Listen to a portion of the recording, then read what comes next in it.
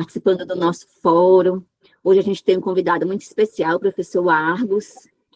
O professor Argos agora está como professor visitante, né? Na Universidade Federal do Mato Grosso do Sul. Coisa boa. Seja bem-vindo, viu, professor Argos? Muito obrigada por ter aceitado, né, o nosso convite para participar desse momento com a gente, de discussão, de debate. Vai ser muito bom ouvi-lo. E a gente tem muita coisa, né? Eu achei bem interessante o seu trabalho e vai ser bem boa a nossa discussão de hoje. Muito obrigado, obrigado, boa noite a todas, boa noite a todos, é um prazer, muito obrigado, Marisa, por ter aí me convidado, a gente sempre se cruza nos eventos, sempre se encontra, e vir ao Protexto, enfim, é realmente uma felicidade, é uma honra poder participar. Eu venho da Universidade Federal do Ceará, onde eu fiz o mestrado, não sei se todos estão cientes, a minha graduação é em História.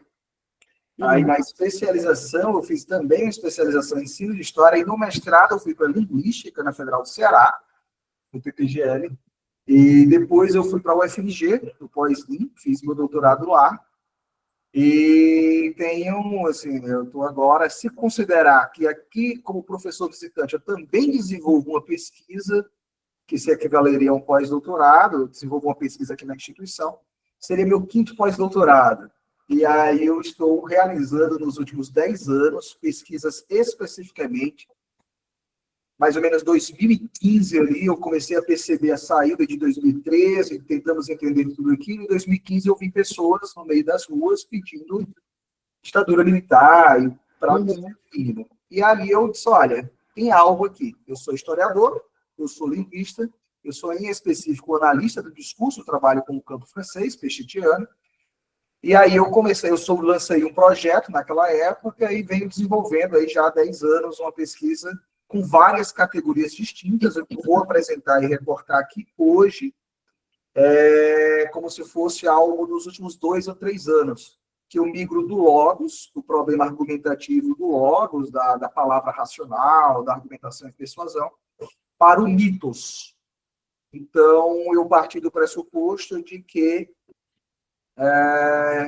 ao se chamar alguém de mito, não se trata apenas de uma lacração, não se trata basicamente de uma questão de dizer, olha, fulano é um mito, ele mitou. Essa palavra ela tem uma história muito importante, um discurso, né? Ela tem uma história discursiva muito importante, tanto no campo dóxico, do senso comum, né? O que pode ser considerado mítico, quando você vê um mito, né, no campo dóxico, quanto no campo epistêmico, né, assim, o que é um mito? Quantas pesquisas em antropologia, em história e filosofia não tentam descrever, já há séculos, né, o que seria um mito? Então, eu fiz um recorte, e aqui eu faço, né, um alerta de temas sensíveis, né, como eu trabalho com a extrema-direita brasileira e trabalhar com discursos políticos e discursos políticos vinculados à violência sempre mexem com as emoções dos outros lados. Eu dou palestras presenciais também, sempre tem aí uma preocupação e tenho também sinto, né, que isso toca em muitos pontos. Mas eu separo aqui, eu vou partir pelos exemplos. Então, vou colocar questões para o nosso fórum, né, nosso encontro, que vamos pegar aqui de 92, lá no enunciado 1, significa que são 4 anos após a Constituição Federal de 88. Não é novo que a gente está escutando. Se você considerar que no próprio processo da Constituinte, ou no próprio processo da abertura, já tínhamos ali a montagem, ou de lobbies, ou de grupos que estavam vinculados ao Estado que caía, que era o Estado da ditadura militar. Então, já em 92, tem ali um enunciado dizendo, morreram poucos, a PM tinha que ter matado 1000. E veja que isso daqui, esses enunciados, eles não são ditos numa mesa de bar, esses enunciados não são ditos num jantar, esses enunciados são ditos para a mídia, eles são ditos na bancada da Câmara, eles são enunciados públicos. Trata-se de um modelo retórico, de uma proposta política, de uma plataforma política. E em 97, por exemplo, tem ali, o grande erro da ditadura foi não matar vagabundos e canalhas como Fernando Henrique, aqui remetendo ao Fernando Henrique Cardoso, década de 90. Eu tenho um texto específico, não vou aprofundar isso, mas para dizer, olha, não é uma negação, não é um negacionismo necessariamente, é um afirmacionismo. Com esse texto, eu comecei a perceber, quando comecei a analisar os dados, olha, não se trata de dizer que não existiu a ditadura. Não, ele está se reconhecendo. Ele usa, inclusive, a palavra, o erro da ditadura. Ele está usando a palavra, ele não está nem negando que houve a ditadura. Ele usa a mesma palavra e diz, olha, o erro foi esse. Não foi ser uma ditadura, foi não matar X, Y, Z. Então, não se trata, né, de uma negação somente, de um negacionismo que acontece entre os grupos. Mas quando você vai para a rua dizer que gostaria que tivesse matado mais, ou quando você vai para a rua pedir ditadura militar, é uma afirmação da ditadura, é uma glorificação da ditadura, é uma apologia da violência, não é uma negação da violência. E aí você pode ver que, ao se tratar de uma organização simbólica, tem uma estrutura argumentativa, tem uma necessidade de dizer, afirmar como pensa e convencer as pessoas de que se deve pensar assim. Não é simplesmente não é só um lado instintivo, aleatório, algo que pudesse ser meramente visceral. Não, tanto é que é repetido de 92 a 2018, ou mais recente, se vocês quiserem, com uma regularidade de sentidos muito clara. Há uma coerência, há uma intertextualidade, há os procedimentos básicos que fazem com que haja um discurso que forma um sentido ao longo do tempo. E ali no enunciado 3 se diz, isso é que dá torturar e não matar. Ou seja, não se deve apenas torturar, mas se deve matar. E há, nitidamente, um aspecto axiológico aqui. Positivo é matar.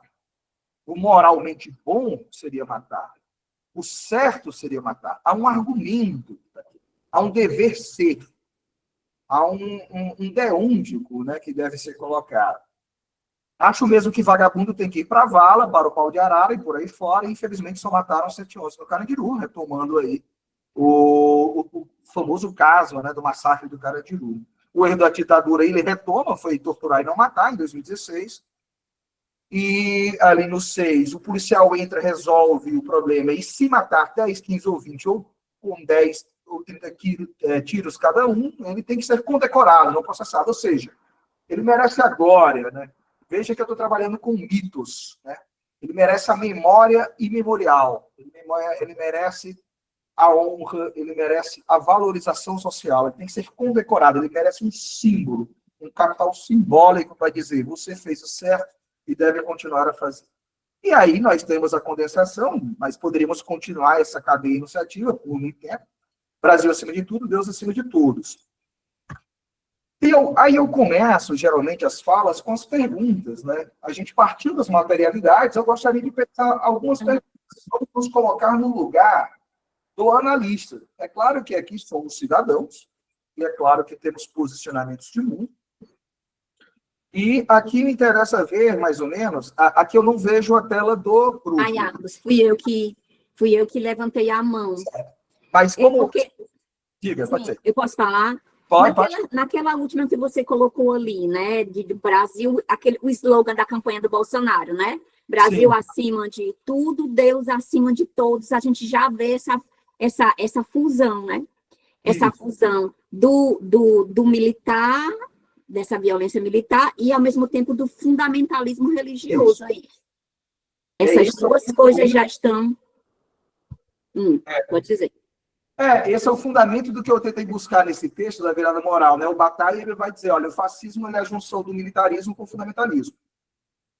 Que foram os dois campos que estão lá no texto, né? E aí a gente vê exatamente essa fusão. E vê uma topologia, né? É acima, né? Eu trabalhei um tempo com a categoria de metáfora, né? Então você coloca o acima como o moralmente superior, o abaixo como o moralmente inferior, e aí você tem dois conceitos que tendem ao mítico. Um conceito mítico clássico, que é o de Deus, né, que é o que remete aos deuses, mas há o conceito mítico moderno, que é o de Estado-nação. Então, e assim, você vê aqui nesse ponto, nessa campanha, né, do Bolsonaro, já que é uma progressão de todas essas frases que você colocou aqui para a gente, é como se fosse assim, o ápice agora a gente tem aqui, que é essa junção. Essa pergunta ela é muito boa, porque a pergunta que a gente tem que fazer é exatamente por aí. Se você for pensar até 2000 ali, ó, até 2000, nós estamos falando ali de um militarismo puro e cru. Então você diz, é um louco, é um cara que fala por falar, ou seja, já havia uma apologia da violência, mas o que a gente tem que se perguntar, nesse caso, que é exatamente o que você está falando, Marisa, é quando essa violência ela passa a adquirir legitimidade, ela deixa de ser um ato de um louco no Congresso para se tornar um líder do Congresso, para que se torne um salvador, um Messias. E aí onde entra, a partir de 2011, um discurso religioso. O discurso religioso ele vai dar um nível maior de complexidade, porque você sai do nível da violência pela violência, a violência como instrumento, para você ter uma violência como um fim maior. Qual seria o fim maior? A ordem, Deus ou Brasil. Então, ele realmente ganha, ele chega num ápice. Esse slogan, ele condensa dois campos discursivos dentro do político. É importante ver que ele está falando dentro da política, como fala pública, como projeto de Brasil, como projeto de Estado, aquilo que deve ser deliberado, mas por vieses antipolíticos, que é basicamente dizer o seguinte, olha, eu represento não só os militares, a bancada da bala, de alguma forma, como represento também a bancada da Bíblia. Então, há um nível de condensação semântica que dá mais complexidade a esse discurso em 2018, que é o motivo pelo qual, verdade seja dita, esse discurso vai conseguir ganhar milhões de adeptos. Ele deixa de ser um discurso simplesmente para um nicho específico da ditadura, para ser um discurso religioso. Em nome, tanto que quando você faz a arma, né, simbolicamente, o que significa fazer a arma dentro da igreja? Né? Você tem a legitimação sagrada da violência. A arma significa a violência, e ao se dizer que isso representa Deus ou uma igreja específica, quer dizer o seguinte, em nome de, ou em nome do sagrado, se pode fazer X, Y, Z, com armas. A espada volta, ou seja, tem um enunciado muito interessante a pergunta, que ela vai levar uma intertextualidade também outra, muito interessante. Esse é um artigo que eu mandei para o Rio de Janeiro há uns 2 meses.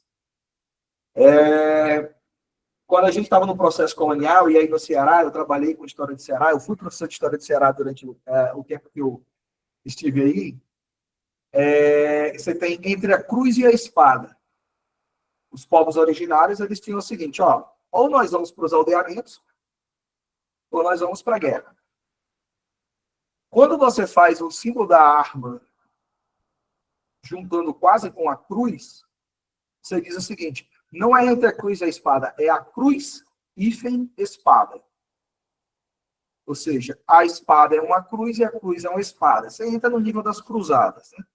De que a guerra é espiritual e de que o espiritual deve ser entendido como uma guerra. Essa condensação semântica ela é muito interessante para entender por que é tão persuasivo. Porque você coloca do outro lado não mais apenas aqueles que combateram a ditadura, mas você coloca os transgressores de gênero, você vai colocar, como eu digo no texto, né? As bandeiras vermelhas como o lado do inimigo. A bandeira vermelha e a bandeira arco-íris se condensam como inimigo. E do outro lado, a Bíblia é a bandeira.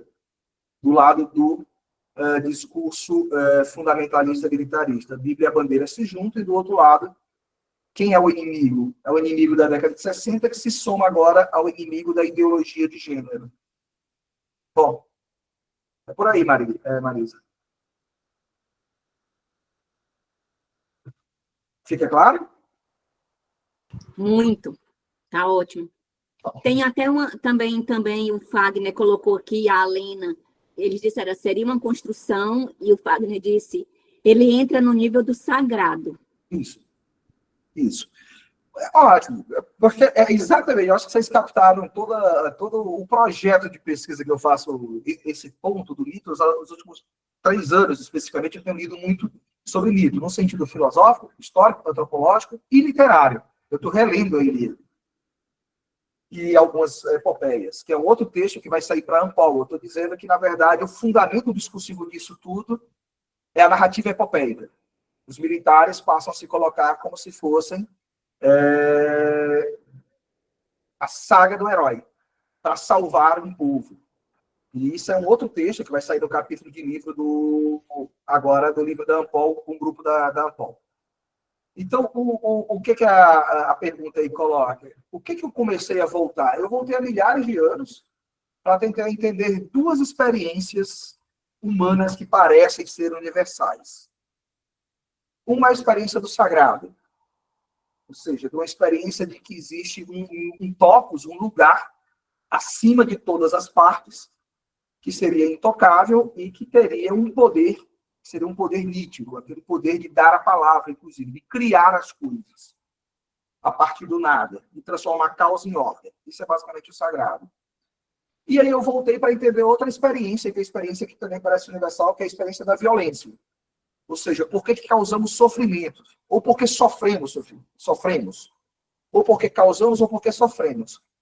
E a pergunta, depois desse tempo de leitura, de tentar compreender, no nível antropológico histórico, o que é o sagrado e o que é a violência, é como o sagrado fundamenta a violência e como a violência pode falar em nome do sagrado. Esse é o percurso que eu tenho feito a partir de uma categoria chamada memória mítica, que foi colocada no textinho de 6 páginas pelo Peixe e que ele não desenvolveu. Então, eu tenho retomado, não há uma descrição dessa categoria, até onde me consta, ainda continuo fazendo leituras, a descrição dessa categoria nem no contexto francês, nem no contexto brasileiro. Eu tenho tentado descrever o conceito de memória mítica, em específico, a memória mítica da violência. Como, apesar de mudar tanto os sentidos da violência e os sentidos do sagrado, ainda assim parecem ser transhistóricos. Então, você pode dar sentidos distintos ao sagrado, mas aparentemente a experiência do sagrado é universal. Você pode dar sentidos diferentes da violência, mas aparentemente a violência é universal. É isso que eu tenho chamado nas pesquisas. Eu fiz uma fala para a Unicamp há uns 2 meses, que eu tenho chamado de universais contingentes. O que eu tenho chamado, não. Eu tenho retomado essa categoria que se remontava até Hegel, que é, ou seja, um só tempo, elas são universais, porque aparentemente todas as sociedades contêm essas estruturas do sagrado e da violência, mas, por outro lado, elas são contingentes porque elas só têm sentido em contextos específicos da história. É como o gênero discursivo. A gente pressupõe que toda sociedade só fala ou se comunica ou escreve por meio de gêneros. O gênero é uma necessidade para se organizar a linguagem, o gênero discursivo. Só que cada sociedade tem seus gêneros. Cada sociedade, cada temporalidade desenvolve um tipo de gênero. Embora o gênero seja uma necessidade da linguagem, para organizar sociolinguageiramente as informações, os efeitos de sentido e tal. Bom. Perfeito, Argos. E aqui o Everton diz assim, e é isso que a Michele tem dito, essa guerra espiritual. Obrigado. Olha, vocês são tão bons que vocês já captaram basicamente isso, porque eu estou orientando uma dissertação sobre a Michele Bolsonaro. Exatamente tentando entender como ocorre uma transição do masculino para o feminino nesse discurso. E de como é a tentativa, né? Essa dissertação está em andamento, ela deve ser defendida em 2 meses, ela tem até dezembro para ser defendida.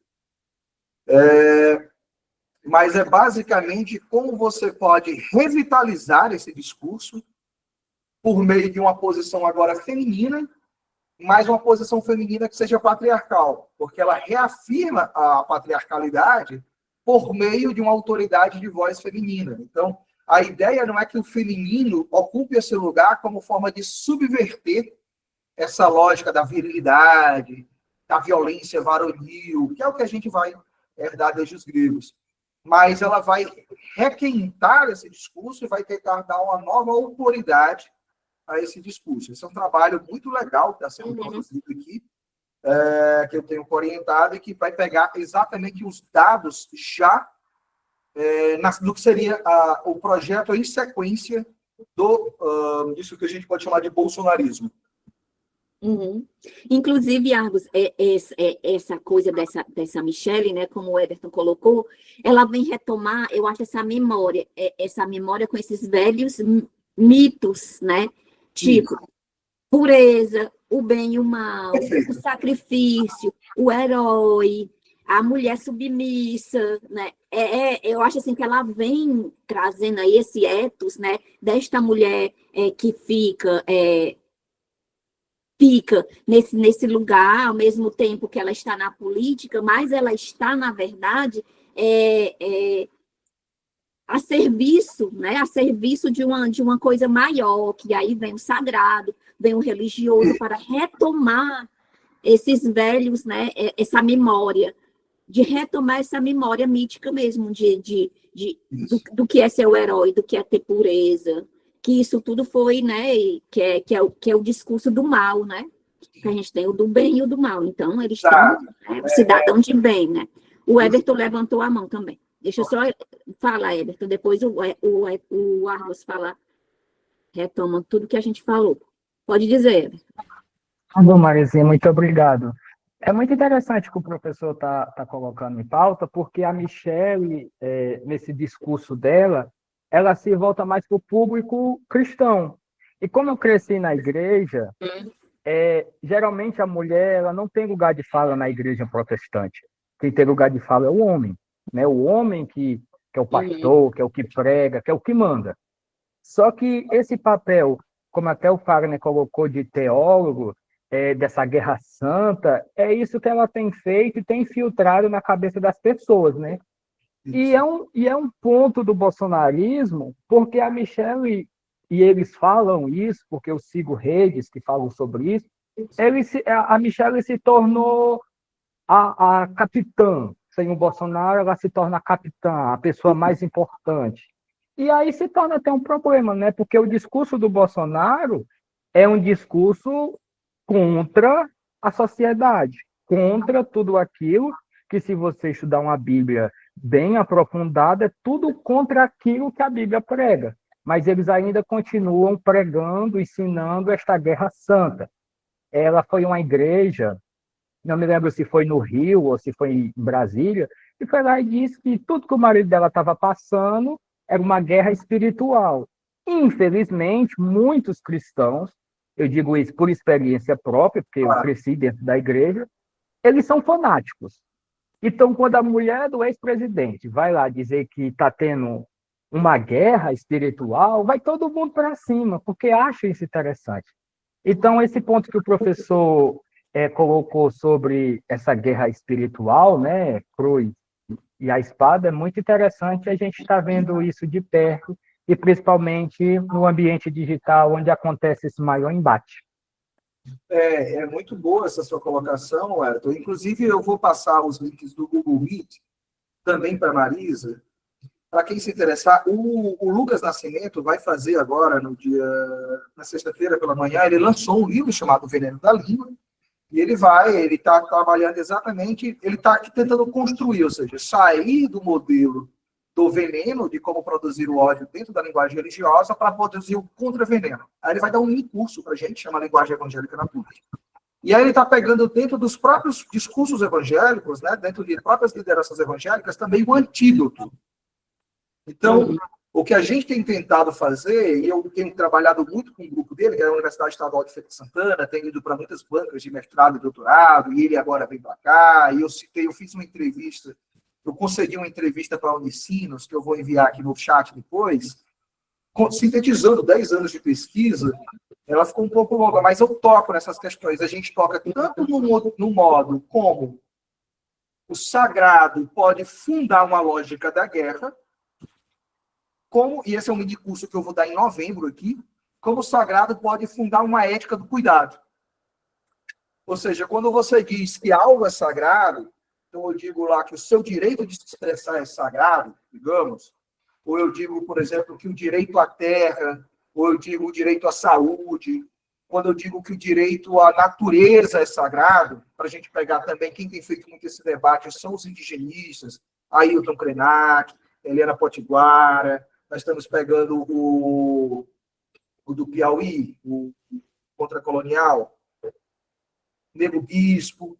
Quando a gente volta ao sagrado por esses discursos que são antídotos para o ódio, a gente está dizendo o seguinte: olha, todas as vidas importam, Nós estamos dizendo de que a natureza também importa e que é preciso um equilíbrio entre o ser humano e os outros humanos.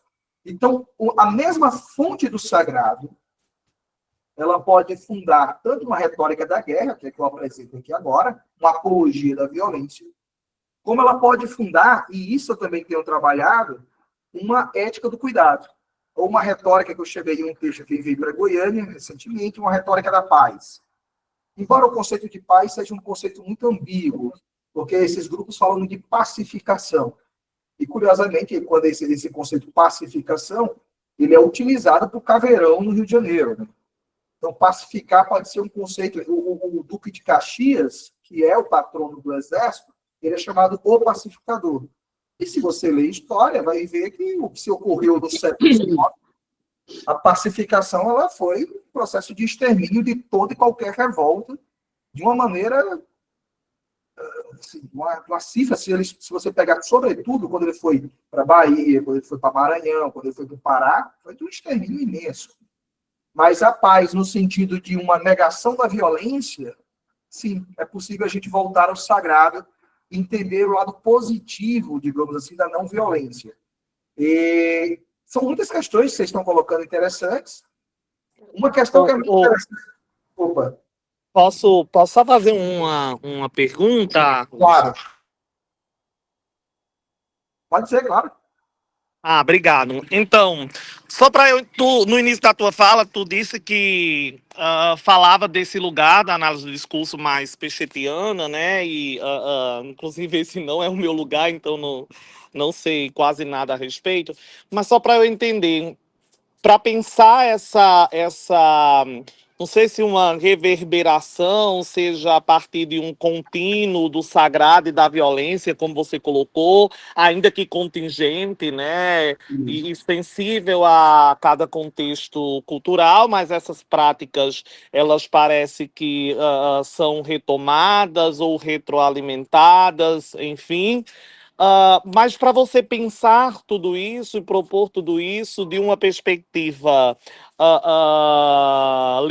da linguagem ou dos estudos da linguagem, você olha para isso por esse viés da análise do discurso mais pechetiana, você olha para isso mais a partir de uma perspectiva retórica e a partir de que categorias, considerando que categorias ou conceitos centrais dessas áreas, se é que você olha para isso a partir dessas áreas de fato, a partir de que categorias e conceitos centrais que você operacionaliza para poder construir essa reflexão. Ótimo. Qual é o seu nome? Ananias. Ananias. Obrigado, Ananias. É porque aqui eu só vejo o PDF, eu não estou vendo mais a sala, como está projetando, eu não consigo ver vocês. Mas é uma excelente pergunta, né? Essa é a passagem do Piaget, que fala de memória mítica. Ele vai dizer que há 4 tipos de memória. A individual, que é do psicólogo, a memória mítica, que é essa memória dóxica, a memória social, que seria um pouco das práticas, né? E na qual a gente se posiciona como analista do discurso, seria essa memória de uma perspectiva do historiador. Isso é retomado dentro tem um outro livro chamado História da Memória, um autor historiador chamado Jacques Legoff, que ele vai dizer o seguinte, olha, tem 2 tipos de níveis aí da história, nós temos uma memória mítica, que é essa que vai dizer, olha, vamos tentar analisar não em 10 anos, não 20 anos, não 30 anos, vamos tentar analisar 100 anos, 200 anos, 500 anos, e eu tenho chegado até milhares de anos, porque isso tem me feito voltar a categorias antropológicas básicas da fundação da sociedade. Antes de estar aqui em Mato Grosso do Sul, eu fiz um pós-doutorado na Argentina, com a professora Alejandra Vitali, e ela propõe exatamente, por um conceito de memória retórica argumentativa, esse é o texto que vai sair na Ampau agora, a aproximação da nova retórica com a análise do discurso. Então, no nível operacional, Ananias, eu trabalho com análises lexicais. Interessam as palavras. Então, se você for pegar o voto na Câmara em 2016, o voto, enfim, do Jair Bolsonaro, você vai ver lá, por exemplo, uma palavra que a Marisa acabou de remeter, pureza. Você começa a entender, por exemplo, que ali há uma lógica da ordem. E aí, ordem, curiosamente, no grego, é cosmos. né? Cosmos significa ordem. Então, tem algumas categorias que eu propus em um texto de 2018 que são transdiscursivas. Eu tenho tentado revisar, até de forma autoral pela pesquisa, as categorias do próprio campo discursivo e propor algumas. Então, em vez de olhar para a interdiscursividade apenas, ou seja, do modo como o outro entra no mesmo, ou seja, como os discursos se atravessam para compor, digamos, o militar religioso, o político religioso, o político militar com hífen, interessava entender essas categorias que estavam aparecendo para mim. E aí eu propus, em 2018, 5 categorias que me pareciam transdiscursivas. Transdiscursivas, ou seja, não é que é o outro no mesmo, mas é o mesmo no outro. É como essas categorias elas estão compondo os distintos discursos. Qualquer discurso, de alguma forma, estaria baseado em algumas categorias básicas que eu, na época, em 2018, num texto da Unicamp, eu defini como ordem, pureza, distinção, hierarquia e tradição. Então, você pode falar de ordem no setor jurídico, você pode falar de ordem para discurso esportivo e tal, tal. Só que aí eu disse, olha, tem muita coisa. Aí eu passei a navalha de Ockham. Se você pode falar a mesma coisa de 2 formas, a mais simples é a melhor. E aí eu tenho centrado no conceito de ordem. E o seu raciocínio pega o centro da minha pesquisa desde 2018. O centro. Aí vocês têm feito interpretações muito precisas, mesmo antes de eu apresentar. Que a minha questão era, mas por que ao longo da história, o discurso da ordem, veja, né, nem a ordem do discurso do Foucault, é o discurso da ordem, é tão persuasivo, a ponto de você olhar desde os gregos, de alguma forma, quando você fala em nome da ordem, parece você persuadir para as pessoas a cometerem guerras ou atos violentos. Por mais que os sentidos de ordem mudem, parece que há uma certa lógica transdiscursiva e transhistórica de alguns conceitos. Ordem aqui está englobando pureza, distinção, hierarquia, tradição. É um conceito guarda-chuva. Então, eu tenho aproximado a análise do discurso pechetiana, especificamente naquilo que ela toca o histórico e o psicanalítico. A psicanálise trabalha muito com categorias míticas, né? Os arquétipos e tal. E aquilo que a análise do discurso toca no histórico, no problema da memória ao longo do tempo. E eu tenho aproximado algumas categorias da retórica. Em alguns textos, por exemplo, eu já trabalhei lugar de quantidade e lugar de qualidade, que está nesse texto que vocês leram. Me interessa revisar a categoria de polêmica, porque quando eu digo que tem uma polêmica entre mim e você, Ananias, a gente pressupõe que a gente pode não entrar em nenhum consenso. Mas que, de alguma forma, esse não consenso, ele não vai, como diz a Moci, ele não vai quebrar nosso contrato. Então, se eu tenho uma polêmica entre nós dois, ou nossos campos discursivos, eu estou dizendo, olha, posso não concordar com nenhuma de suas palavras, mas defenderei até a morte o direito de você dizê-las. O Voltaire. O problema é que a polêmica não dá conta do fenômeno da extrema-direita global. Porque não há uma gestão verbal do conflito. O conceito de pólemos, que é o conceito de guerra na Grécia clássica, ele sustenta a polêmica, mas ele sustenta a guerra física também. A gente não pode dizer que entre Palestina e Israel há uma polêmica neste momento. Nem que tampouco haveria uma guerra, porque há uma assimetria tão grande que a gente não pode dizer que os dois lados pressupõem nem uma gestão do conflito físico. Nem verbal existe. Então, a gente vê uma simetria tão grande que o conceito de polêmica, quando ele é deslocado para a análise para a retórica, ele parece deixar fora quando a polêmica rompe. E quando a polêmica rompe no seu sentido estrito de guerra. E se a gente for pegar os dois conceitos clássicos de guerra na Grécia clássica, são esse livro aqui que eu vou mostrar para vocês, não sei se vocês conseguem ver. É um livro que, para mim, foi revolucionário, chama-se Polemos e Stasis, de um autor, quando eu estava na Argentina fazendo pós-doutorado, com a Leonardo Vitale. Eu encontrei esse livro de um pesquisador chileno chamado Juan Pablo Arancibia Carício. E ele vai voltar à Grécia clássica para dizer, olha, os gregos tinham 2 tipos de conceito para a guerra. Polemos, quando a guerra é contra o inimigo externo, é a guerra do bem. Ou seja, é a guerra que os gregos fazem contra Troia. A guerra que os gregos fazem na sua colonização helenística. Mas existe um tipo de guerra que está esquecido pela Ruth Agussi, que não demanda, que inclusive foi traduzido pelo pretexto, né?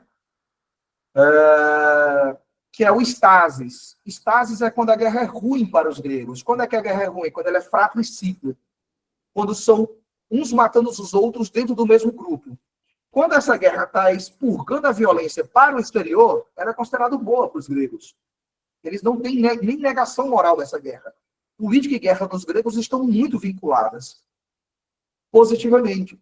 O ruim da guerra é quando ela é uma guerra civil, que é a estasis, que nós temos conceito como homeostasis, né? Enfim. Então, as categorias que eu trabalho entre retórica e discurso são lugar de quantidade, lugar de qualidade, a relação entre retórica e violência, até que ponto se juntam, até que ponto se separam, a relação entre política e guerra, né, que são os conceitos de estasis, que o Plantin trabalha também o conceito de estasis, mas numa outra perspectiva. Eu retomo a revisão do conceito de polêmica, eu trabalho conceitos como persuasão, ou seja, me interessa entender por que a violência pode ser persuasiva. O título da nossa fala hoje, do nosso debate, é o argumento da guerra. Então, eu estou propondo que há um argumento da guerra, ou seja, eu posso tentar persuadir o Ananias, o Wellington, Marisa e todo o grupo, eu posso tentar persuadir de que a guerra é necessária e que isso não é uma mera questão instintiva. Então, eu tenho tentado juntar o que a tradição moderna separa. A tradição moderna coloca a palavra de um lado, força do outro. Eu estou voltando à força da palavra ou à palavra da força para tentar entender o momento em que a palavra pode tentar persuadir ao exercício da violência. E aí eu vou retomando algumas categorias, tanto da nova retórica, quanto da análise do discurso. Muito bom, Argos. E aí a gente pode pensar que você falou que a polêmica da Amorci não dá para explicar todo esse acontecimento da extrema-direita, né? Isso. Porque a Amorci faz essa apologia à polêmica a partir do quê? A partir de um efeito de polarização. O que é que a polarização diz para a gente? A polarização é a própria democracia. É você reconhecer que existe um outro que pensa diferente de você. Isso é uma democracia. O outro existe, né? Enquanto que a gente tem uma extrema-direita que, na verdade, não reconhece o discurso do outro, né? Divergindo do seu. O que eles querem, o que eles pretendem é o quê? É a aniquilação, na verdade. Exato. Do outro, né? É que o outro nem exista. Nem exista. Daí, todas aquelas frases que você colocou no início, né? Aquelas frases no início. Está aqui, ó. Isso é que dá, torturar e não matar. Ou seja, eles querem aniquilar. Eles não querem saber de oposição, eles não querem saber de polêmica. Porque a gente está vivendo hoje, na verdade, não é uma polêmica. O que a gente está vivendo hoje é uma extrema-direita querendo eliminar tudo que é de inimigo, porque não é o outro que existe. O que existe é um inimigo, e o inimigo precisa ser exterminado. Exato. E aí, eu juntando a sua questão com a do Ananias, né, todas as questões são muito boas, né, e todas elas dariam uma palestra. Porque um dos produtos que teve, né, e agora saiu um texto na Unicamp, na Argentina, é exatamente isso. Que a gente fala tem um modelo para analisar a ditadura militar, se chama Teoria dos Dois Demônios. O que é basicamente a teoria dos dois demônios, em pouquíssimas palavras? É um modelo narrativo que foi utilizado na ditadura brasileira, chilena e argentina para dizer o seguinte: havia dois lados brigando e a sociedade, teoricamente, seria uma vítima desses dois lados brigando, militares e guerrilheiros. Esse modelo é falho, primeiro porque o combate à ditadura vem depois da ditadura. Os militares tentam colocar como se a ditadura fosse consequência da guerrilha. Não. A guerrilha é consequência da ditadura. Primeiro se instaura a ditadura, depois se passa a combater a ditadura. Então, os militares, eles precisam criar uma guerra, em 60, imaginária de que houvesse um grande perigo comunista, quando, na verdade, o que havia eram grupos que estavam querendo direitos do campo, direitos tributários, direitos de reforma agrária, direitos de reforma urbana. Ou seja, não havia uma guerra do mal. Os militares, na verdade, assumem o poder para impedir qualquer tipo de mudança reformista. O João Goulart era tudo menos revolucionário. João Goulart faz parte ele foi ministro do trabalho do Getúlio Vargas. Ele era um reformista, era um cara, um trabalhista, em alguma medida, se quiser, ele talvez esteja até dentro do movimento populista. Mas ele está ali tentando pegar algumas causas simples, de reformas até do capitalismo. Reformas que os Estados Unidos passaram, que a França passaram, ou seja, a reforma agrária, reforma tributária, reforma urbana para você garantir espaço para todos. Então, os militares tentam colocar como se a busca por direitos da sociedade civil na década de 60 representassem pessoas que estavam com armas em mãos, e não estavam. Então, há uma invenção de uma guerra para legitimar a tomada do poder. E aí, a consequência, chegando às questões de vocês, é que esse modelo, como a Marisa coloca, não há nenhuma teoria dos dois demônios. A teoria dos dois demônios ela já não dá conta do problema. Mas aqui é a teoria do demônio único, que é o que eu propus no artigo que saiu na Unicamp há uns 2, 3 meses. Ou seja, para a perspectiva da extrema-direita, não há erro nenhum dos militares ter matado e torturado. Na verdade, deveria ter sido feito mais. Ou seja, o único demônio seriam aqueles que teriam morrido nos porões da ditadura. E quando você mata demônios, você, no final das contas, você está salvando a sociedade. Essa violência seria legítima por isso. Então, eu até propus uma revisão do Conceito de Teoria dos Dois Demônios, dizendo, olha, para a perspectiva aqui que a gente está vendo, é uma teoria do demônio único. E em vez do nunca mais, ou seja, que nunca mais haja ditadura, eles estão dizendo, queremos uma vez mais. Queremos de novo. Então, a inversão da década de estudo da ditadura, olha, nunca mais. Isso no Chile, na Argentina, no Brasil, na América do Sul, são os 3 estados que tiveram. O Uruguai teve esse processo muito forte também. Enfim, a América Latina como um todo, o México é um caso à parte. Então, aqui você não dá para ver um conceito de polêmica. Porque nós não estamos falando de um respeito a que o outro fale. Na verdade, é um silenciamento do outro, não somente pelo meio simbólico, mas pelo meio físico. Se está propondo que a violência ela seja purificadora, que a violência seja uma forma de destruir dissonâncias.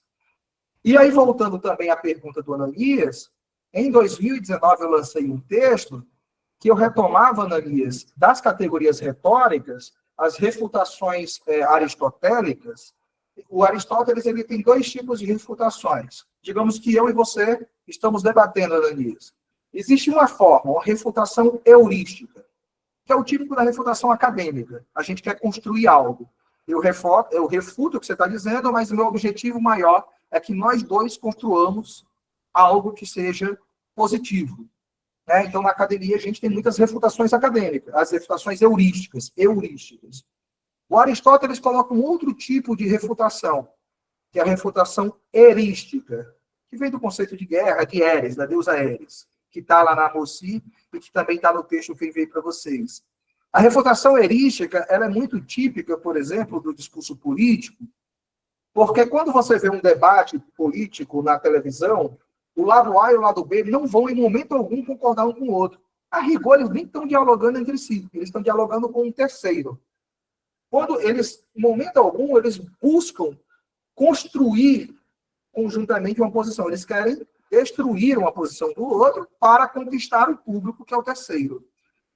Então, a categoria de polêmica, ou seja, isso seria uma refutação erística, não heurística. Seria polêmica, como a Marisa disse. São 2 polos que se dicotomizam, mas que garantem a existência um do outro. O que eu tenho trazido com a retórica da guerra, como uma categoria teórica e o argumento da guerra, é que esse contrato ele não existe. Esse contrato ele não garante o direito ao outro à própria existência. Então, é um passo que vai na destruição da democracia. Ou seja, a categoria de polêmica não dá conta, porque ela não dá conta de quando a dicotomização rompe para o nível de o outro dizer o que está sendo dito na tela que vocês estão lendo. Que é o seguinte, olha, Não só não foi errado, como foi muito certo, e ainda queremos de novo. E queremos isso não apenas como regime militar, mas da segurança pública. O modelo de segurança pública que está sendo defendido aqui, e poderia ter sido vários outros exemplos trazidos, colocar vários outros exemplos, é que o modelo a lógica da segurança pública é a proporcionalidade da violência. Basicamente, é por isso que militares não devem fazer segurança pública, porque militares são para a guerra. A segurança pública, ela pressupõe que, mesmo que alguém seja transgressor, ele faz parte do corpo político, ele é um cidadão. Ele é um cidadão pelo simples fato de ele ter nascido no Brasil e ele ter direitos inalienáveis. Ele é um ser humano e ele é um ser brasileiro. E ele tem direito, pelo menos ali nas cláusulas pétreas e nos primeiros 5 artigos da Constituição, que vão dizer que ele tem direito à saúde, direito à liberdade, tem direito à defesa, ele tem direito a um conjunto de direitos. Mesmo que a pessoa seja transgressora, a segurança pública ela parte do pressuposto de que o transgressor ele tem que ser recolocado na comunidade e não eliminado da comunidade.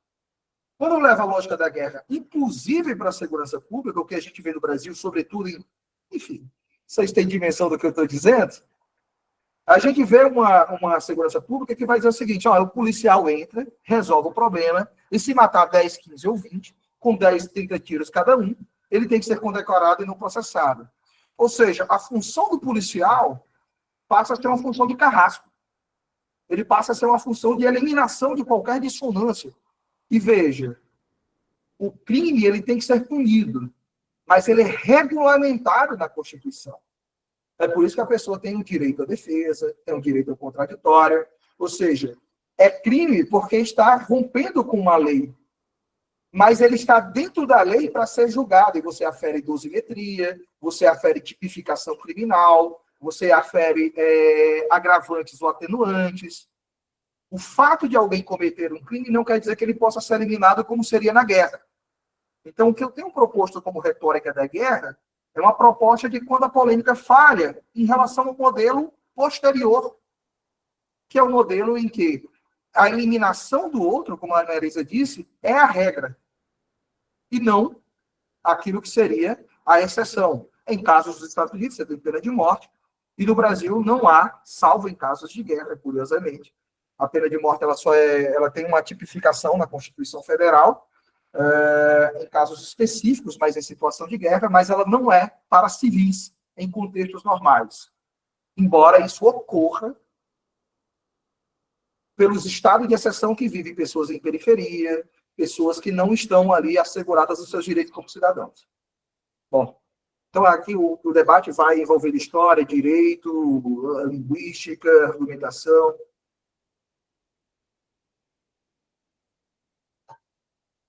Ótimo, Argos. Aí, se você quiser continuar, mas eu já tenho aqui alguma coisa para te perguntar. Pode perguntar, e aí eu vou mostrar 3 slides só para fundamentar o que a gente conversou em 2 minutos. Então, basicamente, eu faço as perguntas, como é que... a pergunta 5 é a que mais me interessa aqui, para Ananias, Wellington, Marisa, grupo, pessoal. A pergunta 5 é a que me interessa bem aqui. Se a gente puder selecionar. Em que condições o primeiro mandamento cristão, não matarás, se inverte ideologicamente para a afirmação matarás? Ou seja, matar é o dever cristão, ou o dever moral. Ele se torna o princípio ético e o dever moral, em um contexto de guerra. Quando você considera uma guerra, você considera que há uma reorganização enunciativa do mundo, que há uma inversão moral, em que o matar é o desejável, em vez do não matar. E aí a Moci, ela traz um conjunto de descrições do seu conceito de polêmica, mas como a Marisa muito bem disse, vinculado ao conceito de democracia. Só que tem umas brechas no livro dela, que eu voltei hoje, que é, por exemplo, quando ela não vai desenvolver isso, e eu estou retomando isso. Lá embaixo, por exemplo, ele vai dizer dessa força que estimula a ter razão sobre outra, assegurar sua autoridade sobre ele, a submetê-lo, a eliminá-lo se necessário. Aí ela vai começar a falar, por exemplo, quando ela vai dando voz a alguns outros autores, e que entende a polêmica, por exemplo, como a condenação à morte como campos inimigos, condenação à morte simbólica, a possibilidade de assassinato do adversário. Aí ela entra naquilo que acho que foi o Wellington que me perguntou, que a gente tem trazido no nosso trabalho aqui, inclusive sobre a Michelle Bolsonaro. É Everton o nome dele, Argo. Como é? Everton. Everton. Isso. Obrigado. Que o Everton tinha perguntado, ou seja, a moça ela vai deixando algumas pistas que nos interessam aqui. E o conceito de diabolização é um deles.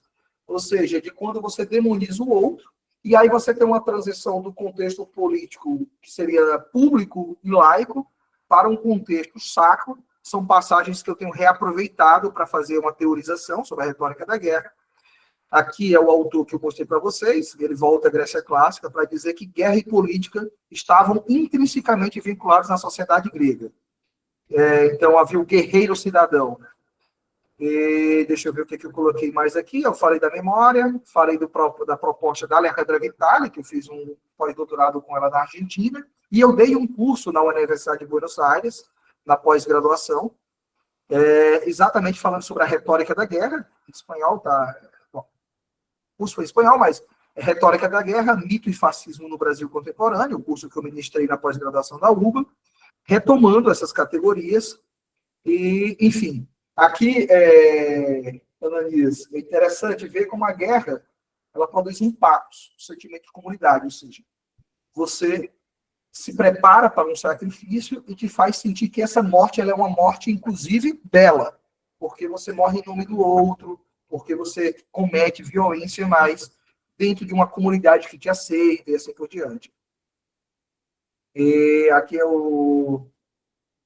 isso aqui foi o que eu apresentei em Goiânia, se a causa e o fim são espirituais, o meio é violento e sacrificial, então essa violência ela é legitimada.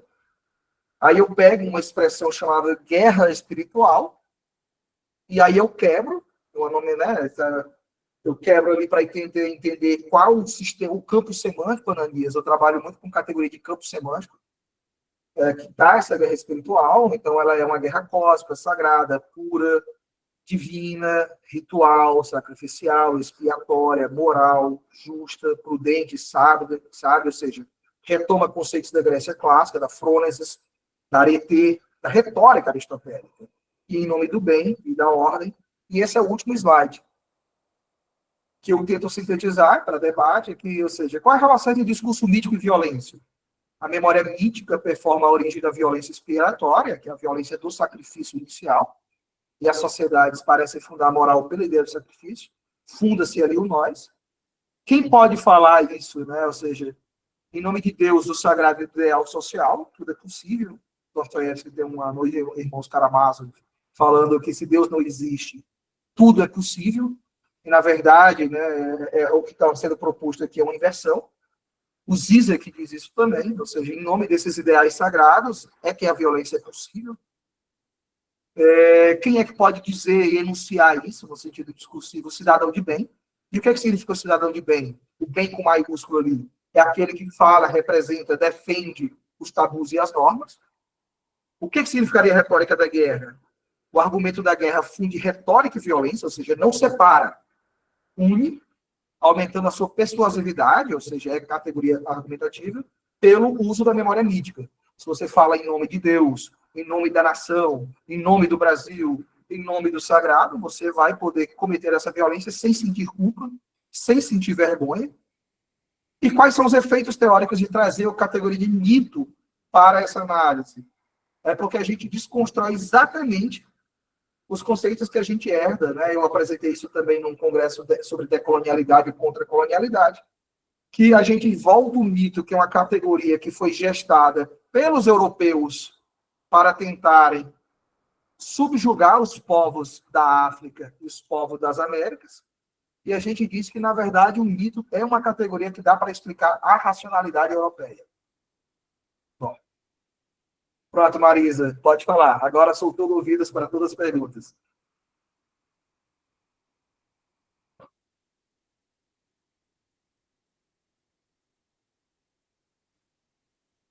Eu fiquei pensando sobre alguns gatilhos,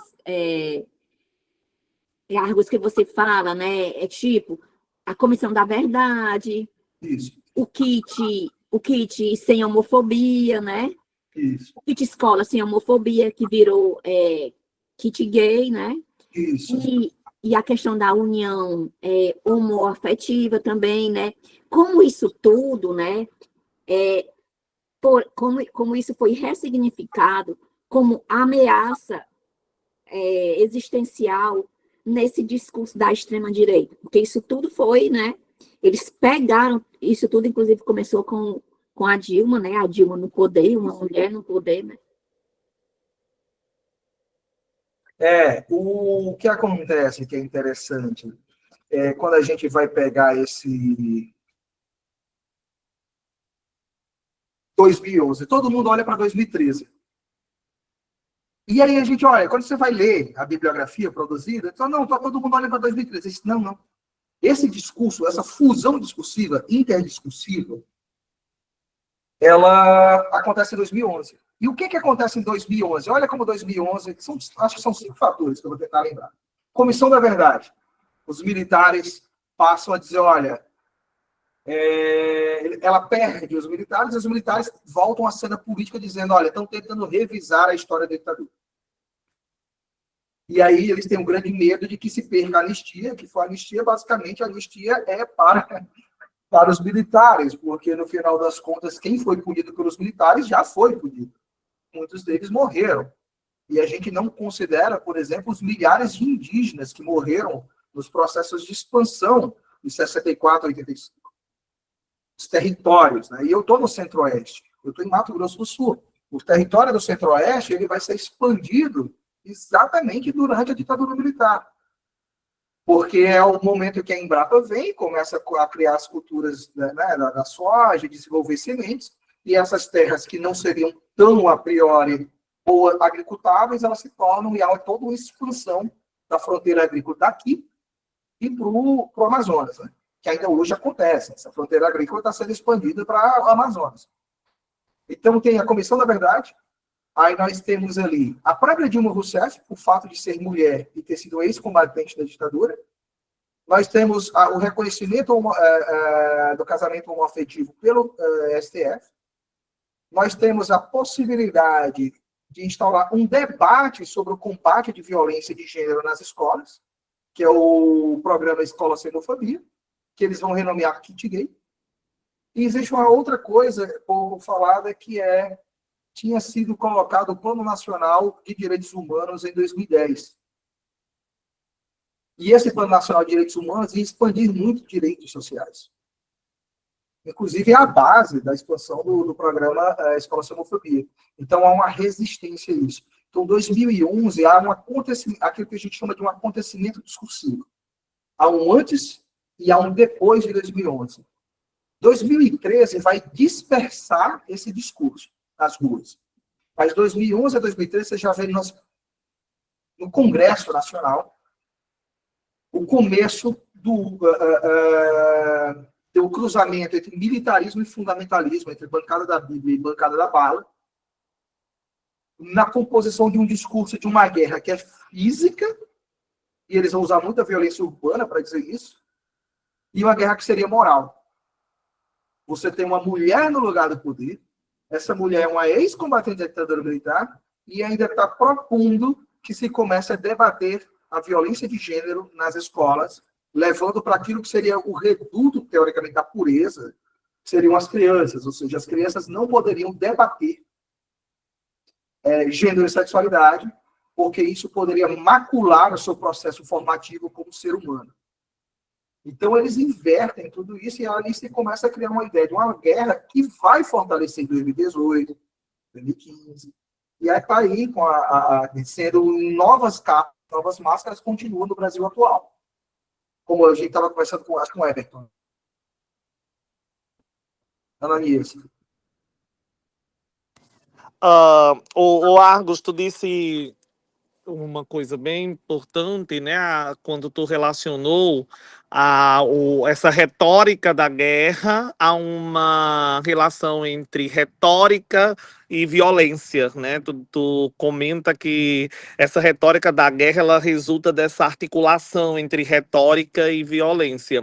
A Moci, ainda que diga que a violência não é um traço da polêmica, né? Mas ela menciona que a violência verbal, ela intensifica ou acentua a polêmica, o que faz a gente supor que a violência verbal, ela é, em algum sentido, argumentativa, né? Ela é, em algum sentido, argumentativa.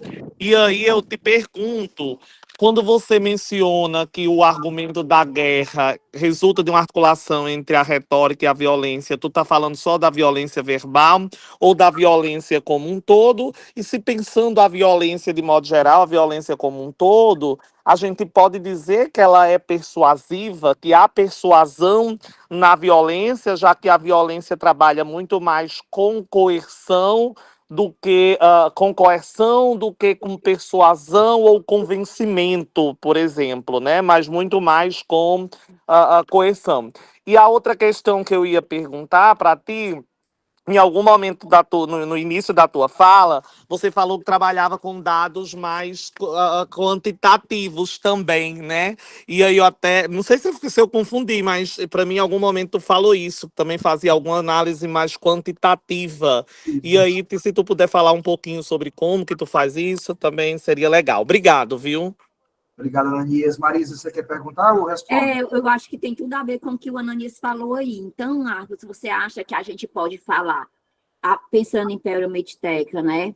Em uma inversão dessa lógica argumentativa nesse bolsonarismo, nessa extrema-direita, que a violência substitui a persuasão, onde a violência substitui essa persuasão?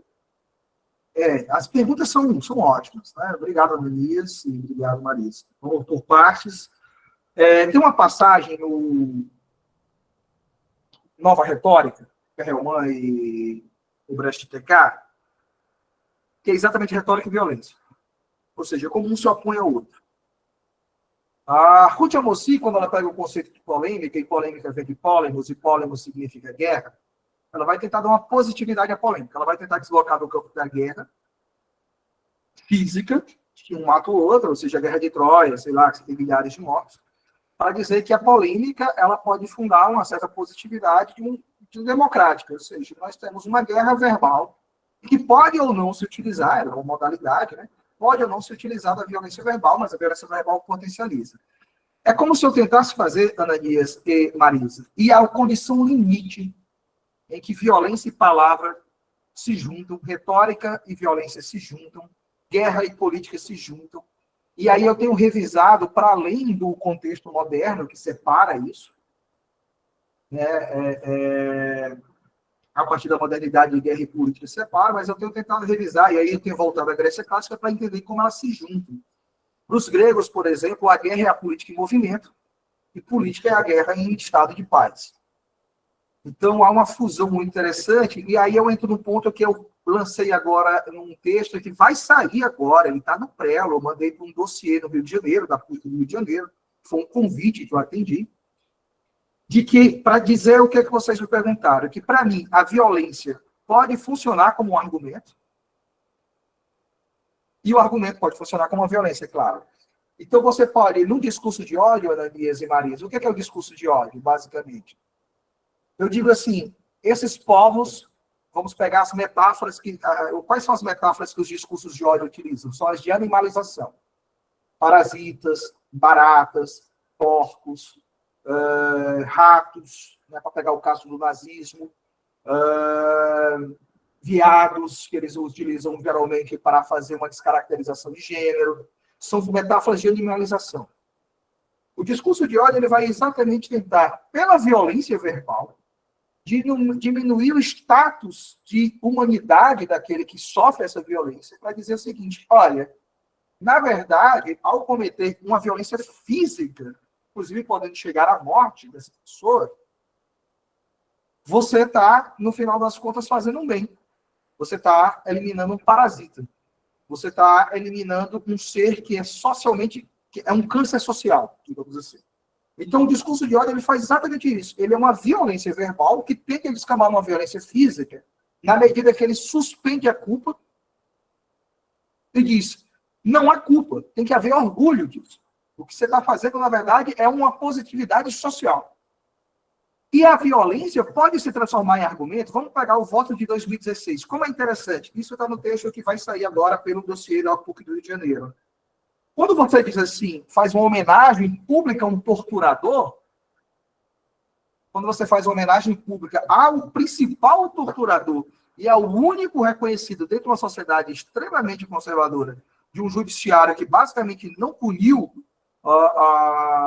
os crimes da ditadura, quando você faz uma homenagem ao único que publicamente e juridicamente foi estabelecido como um torturador, ou seja, não é o judiciário reconheceu, e você faz homenagem pública, inclusive falando do pavor da presidenta na época, ou seja, seria o torturador daquela pessoa contra quem ele está, e se utiliza como argumento, em homenagem ou à memória, você está transformando violência em argumento.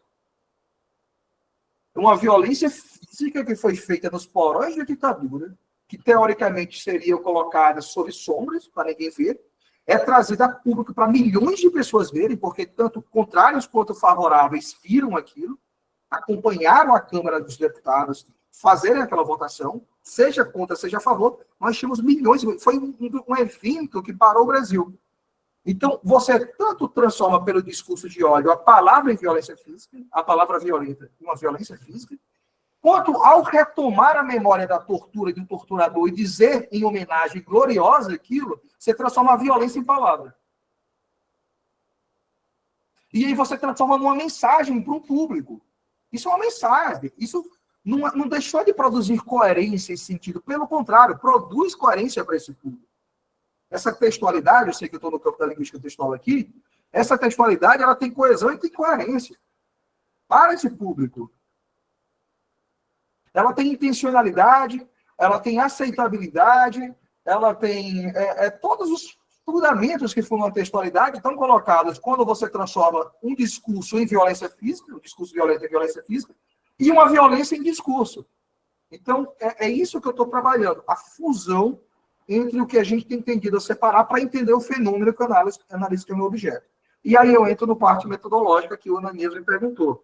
O texto que eu enviei, que é o texto que vai sair pela Alfa, deve sair esta semana, que eles me mandaram um e-mail, é exatamente o que eu fiz lá no Rio de Janeiro. É um texto de 2024, que eu lancei com o Moita Lopes, e aí eu peguei esses mesmos dados e lancei um outro texto agora, que vai sair na Alfa também. 2024 saiu na Alfa e agora vai sair na Alfa. A gente coletou 922 discursos, de 2000 a 2018, do ex-presidente Jair Bolsonaro. Instituímos 2011 como o ano da virada moral, ou seja, já havia o militarismo, mas esse militarismo se torna moralizante pela fundação religiosa em 2011. E aí a gente analisa esses dois contextos. A gente separa o número de palavras, são algo como quase 400 mil palavras, 422 mil palavras, coisa assim.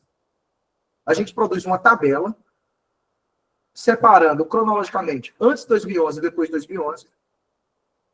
E a gente pega 10 palavras centrais do campo discursivo religioso e 10 palavras centrais do campo discursivo militar para ver o quê? Por exemplo, Deus, família no campo religioso, Forças Armadas no campo militar.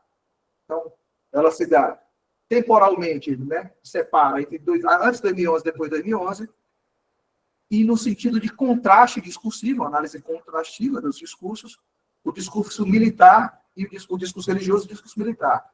O que a gente percebe, basicamente, no análise estatística?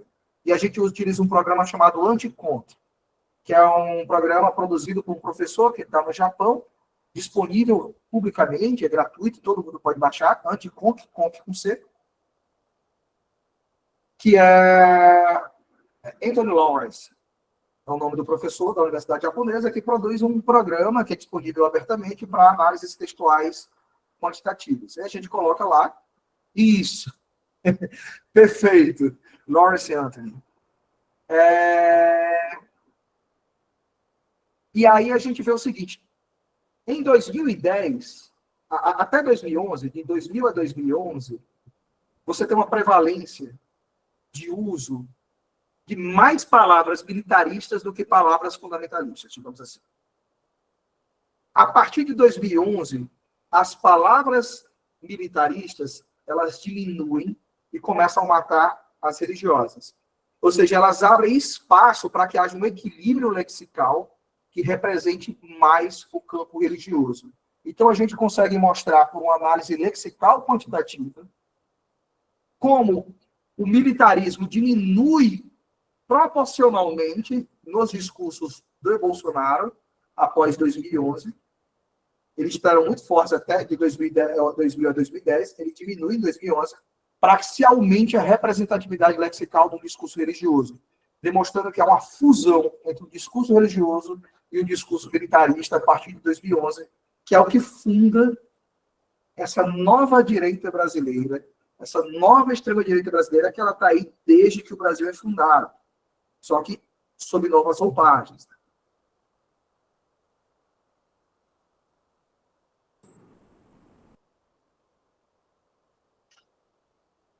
Muito bom, Argos.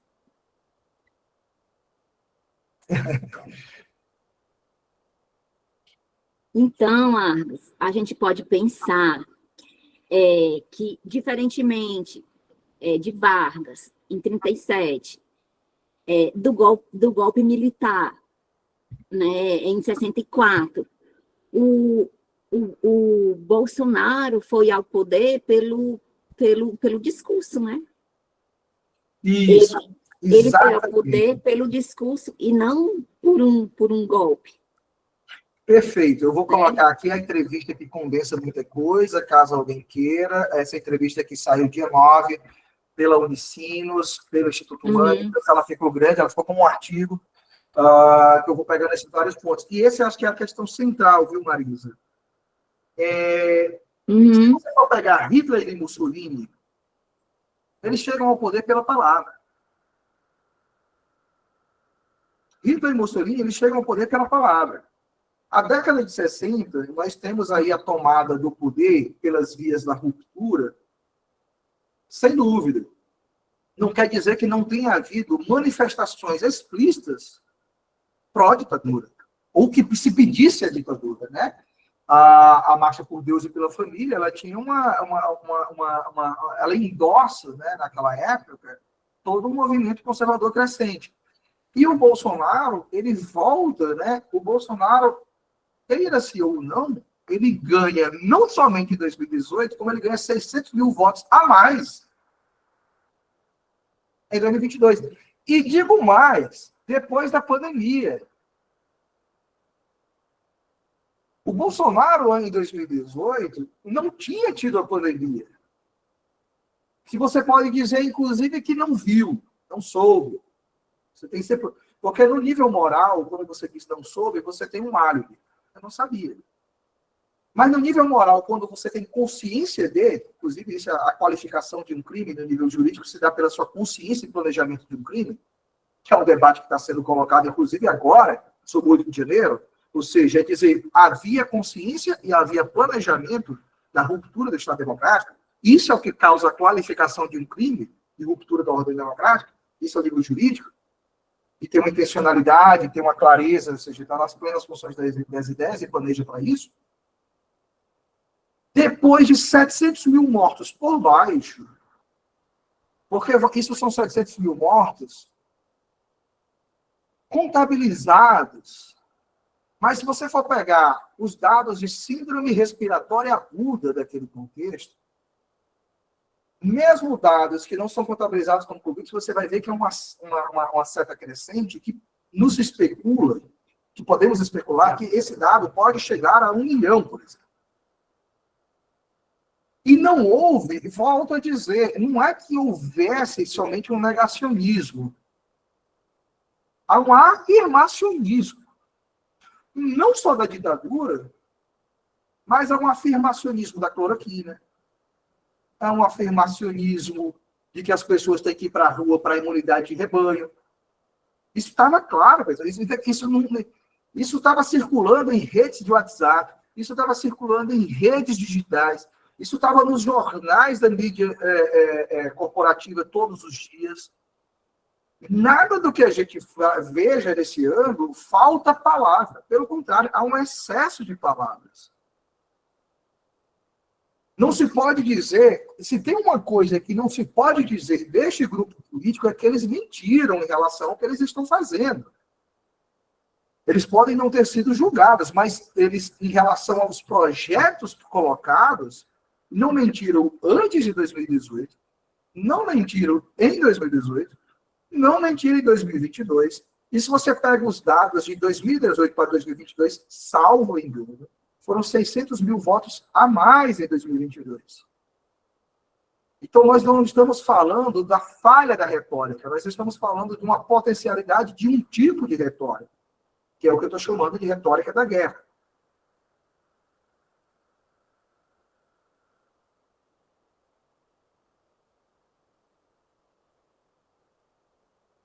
Ótimo, perfeito, Argos. Muito obrigada. Mais alguém queria fazer alguma consideração, alguma reflexão para o Argos? Ananias, tem mais alguma coisa? Oi, Weberton. É porque quando fala de política eu fico muito animado, a Marizinha já sabe. Quando a gente fala do golpe de 37, né? Realmente, quando a gente estuda história, o primeiro golpe foi em 1889, o que a gente chama de proclamação da República, né? Mas foi um golpe militar. Aí nós temos 30, 37, 64. Aí a minha pergunta é, como a gente pode observar esse discurso do Bolsonaro? Porque até então, em 2016, era somente o Bolsonaro falando, né? Hoje em dia, não. Hoje em dia, é a família falando, é a mulher falando, é os filhos falando. Como é que o professor Argos relaciona de 2016, que foi quando teve lá o golpe, que eles chamam constitucional, né? A queda da Dilma, né? Sim, a direita se uniu para derrubar a ex-presidenta Dilma. Como é que o senhor relaciona esse crescimento do Bolsonaro vindo aí de 2016 até agora? Essa é uma dúvida minha, não só de agora, mas de muito tempo. Obrigado. E Everton, que bom que eu estou vendo o seu nome, eu acho que eu já te chamei de 3 formas hoje. Eu peço perdão, eu estava só no PDF, eu não via nada, assim, só escutava as vozes, mas não via nada. Agora, Everton, obrigado pela pergunta, né? Você hoje foi multinomeado.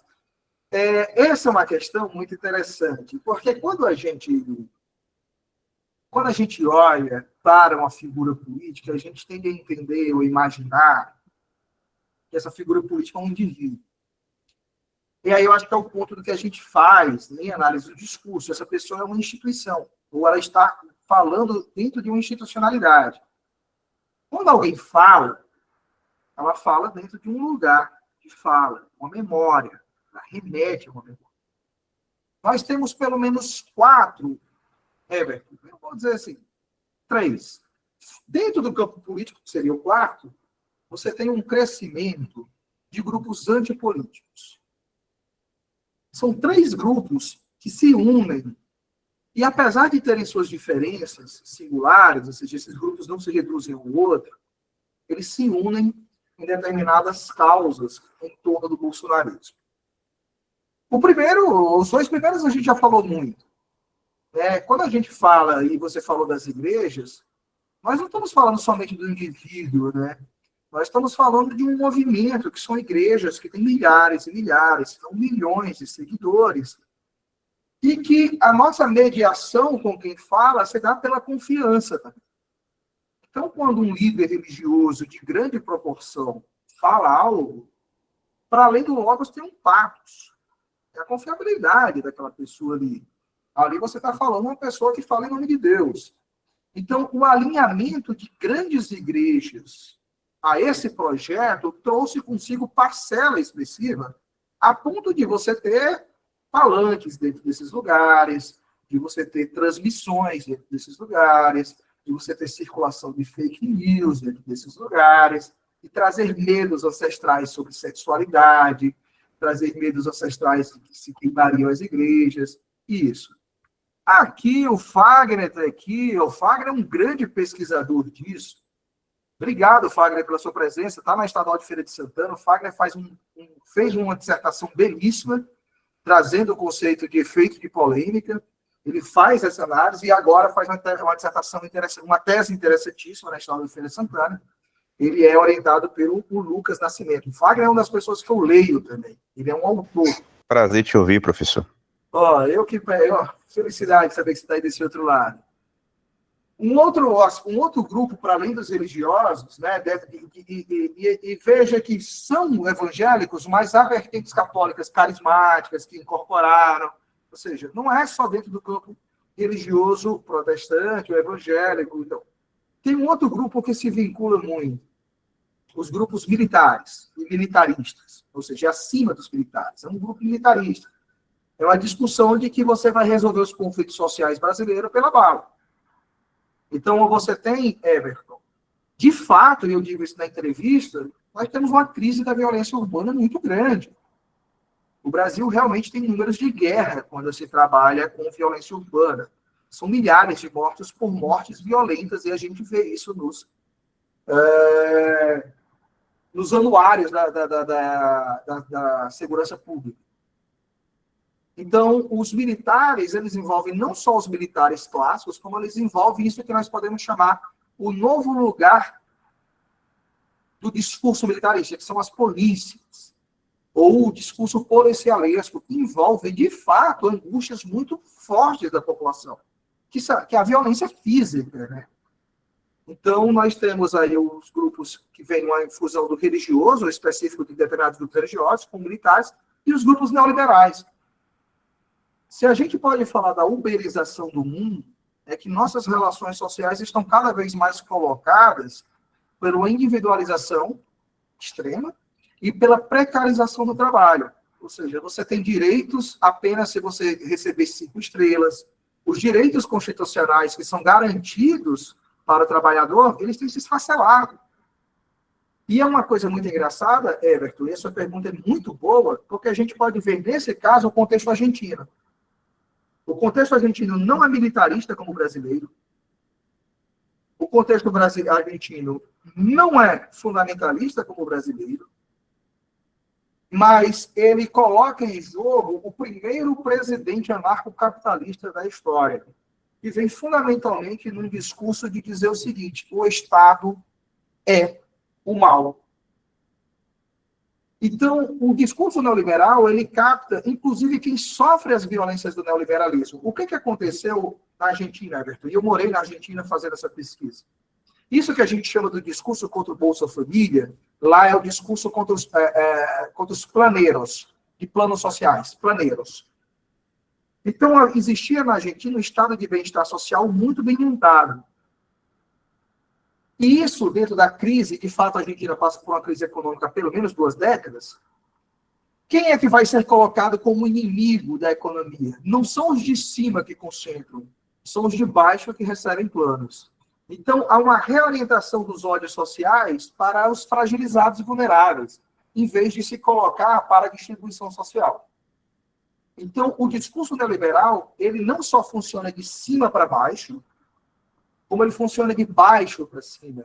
E essa é a proposta de uma pesquisadora excelente argentina chamada Verônica Gago, que ela produz esse conceito de neoliberalismo visto de baixo ou a partir de baixo, de como classes sociais extremamente proletarizadas, extremamente fragilizadas, encampam um discurso neoliberal como forma de dizer que são empreendedores, que têm o seu tempo livre, trabalham quando querem, e que, no final das contas, elas trabalham 16 horas, 14 horas, não tem problema. O problema seria que outras pessoas que estariam recebendo benefícios sociais estariam sugando o dinheiro que ela produz. Então, você entra no nível de individualização tributária, nível de individualização das normas trabalhistas e o nível de individualização ética.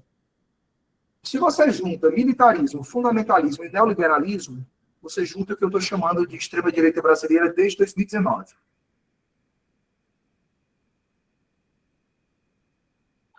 Muito obrigado, professor. A sua discussão foi muito interessante. Professora Marisa, não se preocupe, não. Eu vou continuar na linguística textual, mas essa área é fascinante. Eu não tenho nem dúvida quanto a isso, viu, Everton? Muito obrigada, viu, professor Argos? Foi muito bom recebê-lo aqui no Proteste, discussões muito boas, né? A gente poderia ficar discutindo bastante tempo aqui, né, Argos? Basta fazer uma pergunta que o Argos vai e fala mais, muito, estabelecendo relações muito boas, muito interessante, é muito instigante, né? Então, muito obrigada. E agora, gente, muito obrigada pela presença de vocês.